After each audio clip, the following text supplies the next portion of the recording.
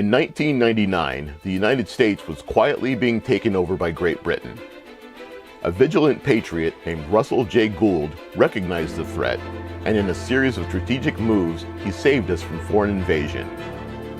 He took control of the Title IV U.S. flag and logged it in with the United Nations, becoming sovereign successor to Great Britain. When the political dust settled, Mr. Gould had taken over several high-ranking government positions, and that put the country's true terrorists on notice. He introduced a language called now-time quantum grammar. Then he used it to prove all previous legal and financial documents to be fraudulent. This saved the U.S. trillions of dollars in debt. He redesigned the periodic table of elements. His work was referred to as extraterrestrial technology and genius. As a reward for his efforts, he was arrested and tortured by the government that he saved. In 1996, 1997, 1998, I was living with my grandmother in Arapahoe, Wyoming, on the Wind River Indian Reservation, with the Eastern Shoshone tribe and the Northern Arapaho tribe. I was geographically, literally in between two tribes where we were staying. And I ran into some situations where I got in some legal difficulties dealing with traffic citation courts. According to Stefan's question about the stamps and the importance of stamps. Yeah. My uncle, this was 3 years ago, we were in a state district court. Well, he was. He was involved in an action where his grandpa, he owns an excavating company. Mm-hmm. And my grandpa, who was 84, was in the backhoe driving on the shoulder. And my uncle was behind him in his dump truck. And a guy come around the corner and come in and hit my grandpa and knocked him into another car. Well, this action started back in, I think, 90 or 89 or 90. And my uncle, has a little bit of money, so the attorneys see, easy prey. Got him. So they start out in a city court. And my uncle, like a good person, goes and hires an attorney. Of course, he gets found not guilty. The trial lasts about 6-7 months. Gets found not guilty, fees go up. Well, the prosecution comes back in and files in a county court saying, that can't be right, that can't be right. Come on, attorney, let's try this out again. So he sues my uncle again, same charge, because nothing was processed. So the same scenario goes around for about four times. And then back in, I believe it was 98. God, it's a long time ago. Yeah. Back in 98, I'm like, no, enough is enough. I said, I'm coming down there. Fire that piece of crap. I'm coming to court. And we file in a charter vessel contract. And we file it, coming in as the witness to safeguard the court. So we get there, and we do this about 48 hours before he has to be into this. And we're in a state district court. It was 13th District Court, Colorado, Chaffee County, Wyoming, Colorado. Yeah. And I stroll in there, and I wheel in my 85-year-old grandpa. By this time, he's already, 85 years old, up there in age.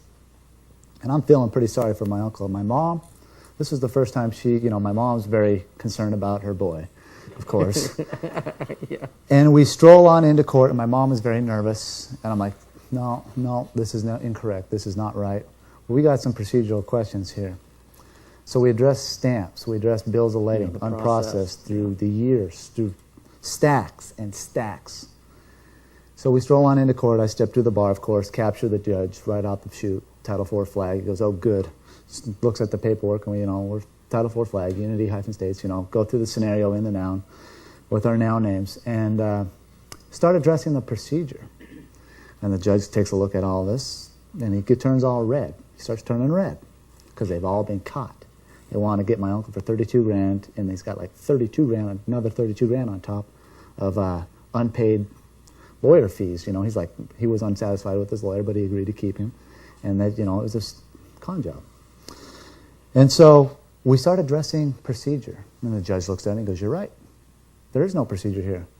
And then I turned around and started attacking the language on how My uncle was immune from everything. Okay, let me show you a little example to show you how simple this is. When we're taught to write a letter in fiction, Need this? no, Okay, good enough. we write our letter, dear so-and-so, da-da-da-da-da. Yeah. We place our authorization on the bottom, taking jurisdiction of the subject matter which we've just created. Would everybody agree with that? But what happens when they move this person up here with the rules of continuance of evidence? He is immune from everything after his name. So what are Jack and Jill responsible for that they taught you in first grade? Absolutely Jack and nothing. Jill ran up the hill. Absolutely nothing. You've been duped. You've all been programmed. Very simple once you figure it out. So you must follow the rules of continuance of evidence. So anyways, we start systematically tearing apart this judge. Future tense, past tense, all over the map. And he's sitting there and he's going like this. And of course, at this time, the security guards didn't know, and the cops, the sheriffs didn't know what was going on. My mom was real nervous. And my uncle's kind of a shy guy, kind of quiet. And I got him just roaring, just screaming. I'm just laughing at my uncle, having a good time. Yeah. And he's bellowing out what I'm telling him to say. And the sheriffs are sitting back like this, and they're coming to. And they stand up, and they're looking. I'm like, pal, forget it, sit down. and we proceed to systematically tear the language apart. Well, the point being that language meant something. And the judge from the bench goes, you know what? There is no language in my court, and there is no procedure. He turns, and I go, objection, Your Honor. If there's no language in this court and there is no procedure, then why are we here? Get out of my court! Slaps his gavel. You get out of my court! Objection, Your Honor. You have 120 days to join with the Title IV flag of the Unity Hyphen States of America. No! Slaps his gavel. All you attorneys, he says, pay each other, and you get out of here. I'm going, objection, Your Honor. He just took off a running. I'm going. Haven't heard from the guy since. It's so simple if you stay on point. Yeah. Just stay on point. There's no reason to be scared of anybody when you know. If you take a very humble and honest approach at what you are doing and know what you are doing, you're going to have a lot of success.